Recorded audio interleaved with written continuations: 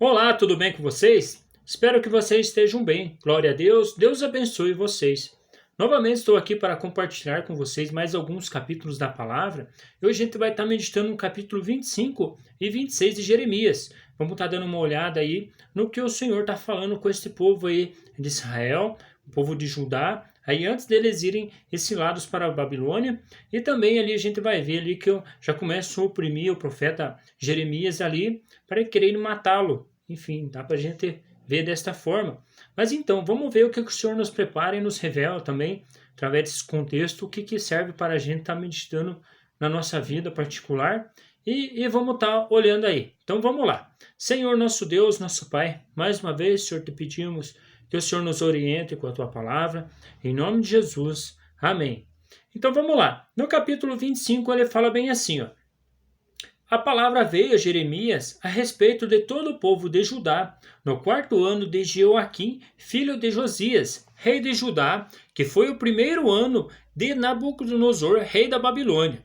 O que o profeta Jeremias anunciou a todo o povo de Judá e aos habitantes de Jerusalém foi isto: durante 23 anos a palavra do Senhor tem vindo a mim, desde o 13º ano de Josias, filho de Amon, rei de Judá, até o dia de hoje. E eu o tenho anunciado a vocês dia após dia, mas vocês não me deram ouvidos. Embora o Senhor tenha enviado a vocês os seus servos, os profetas, dia após dia, vocês não os ouviram nem lhes deram atenção quando disseram. Disseram-lhes: vocês não ouviram nem lhe deram atenção quando disseram: converta-se cada um do seu caminho mau e de suas más obras, e vocês permanecerão na terra que o Senhor deu a vocês e aos seus antepassados para sempre. Não sigam outros deuses para prestar-lhe culto e adorá-los. Não provoquem a ira do Senhor com os ídolos feitos por vocês, e eu não trarei desgraça sobre vocês. Aqui vale lembrar que o Senhor pega no pé de novo através dos ídolos feitos por mãos humanas. E aqui o Senhor repudia essa prática, e tanto é que este povo estava indo para a Babilônia por causa disso aí, por causa da dureza do coração e está se prostituindo com outros deuses. Enfim, o nosso Senhor, ele é zeloso pela palavra dele, e ele é zeloso pelo povo dele. Enfim, pessoas que fazem isso aí até nos dias de hoje, repugnante aos olhos do Senhor. Enfim, não se converteram a Deus de verdade. Mas enfim, mas vocês não me deram ouvidos e me provocaram a ira com os ídolos que fizeram, trazendo desgraça sobre vocês mesmos, declara o Senhor.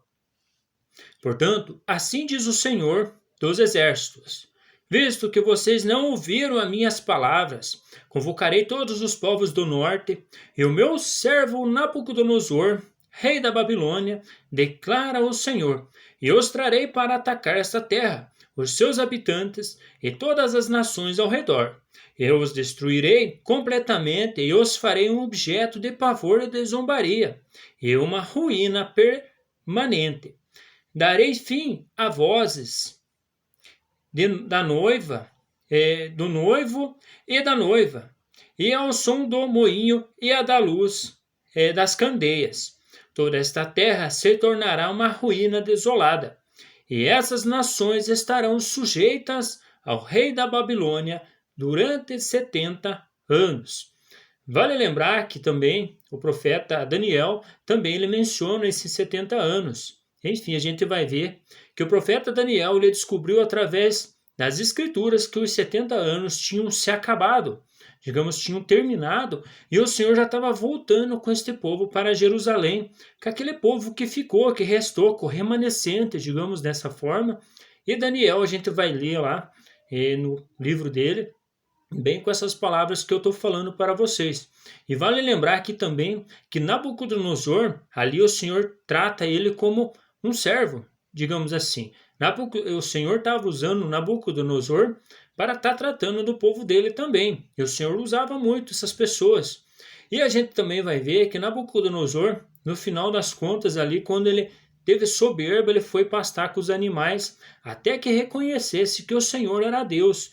digamos dessa forma, e a gente também vai ver no profeta Daniel que ele fala um pouquinho melhor a respeito de Nabucodonosor, dos 70 anos e como que estavam esse povo lá. Porque Daniel ele foi um dos que foi levado junto com esses povos aí, nesse período aí que a gente está lendo aí. Mas enfim, quando se completarem os 70 anos, castigarei o rei da Babilônia e a sua nação, a terra dos babilônios, por causa das suas iniquidades, declara o Senhor, e a deixarei arrasada para sempre. Cumprirei naquela terra tudo o que falei contra ela, e tudo o que está escrito neste livro e que Jeremias profetizou contra todas as nações. Porque os próprios babilônicos serão escravizados por muitas nações e grandes reis. Eu lhe retribuirei conforme as suas ações e as suas obras. Assim me disse o Senhor, o Deus de Israel: pegue de minha mão este cálice com o vinho da minha ira, e faça com que bebam dele todas as nações a quem eu os envio. Quando o beberem, ficarão cambaleando, enlouquecidas por causa da espada que enviarei contra elas. Então peguei o cálice da mão do Senhor e fiz com que deles bebessem todas as nações as quais o Senhor me enviou.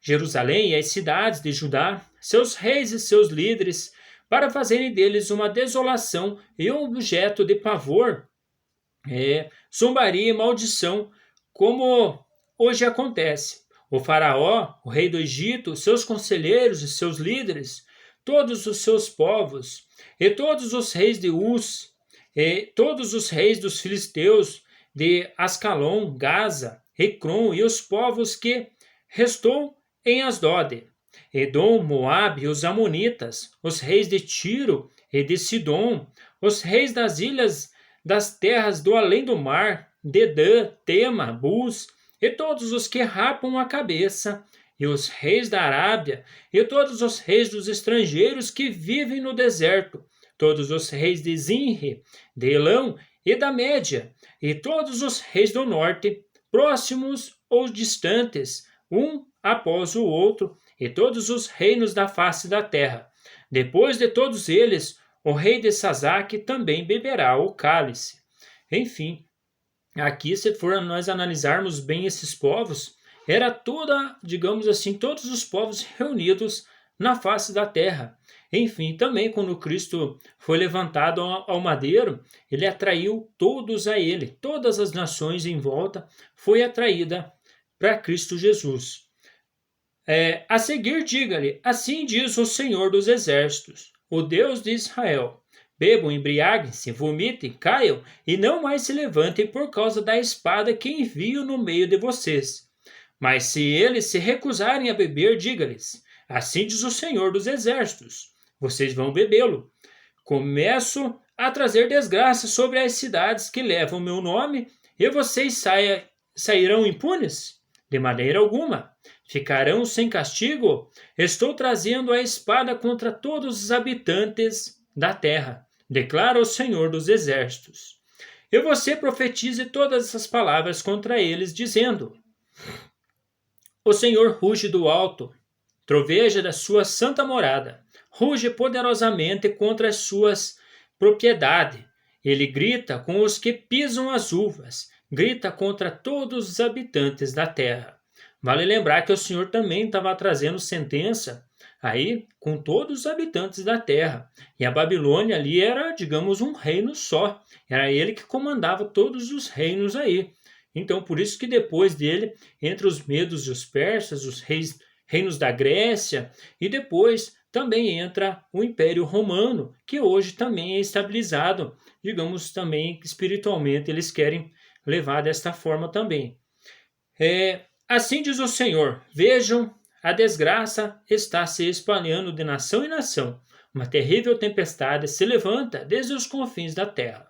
Naquele dia, os mortos pelo Senhor estarão em todo lugar, de um lado ao outro da terra. Ninguém... Aliás, acho que eu pulei um pouquinho ali. Eu vou voltar no 31 para a gente estar lendo de novo.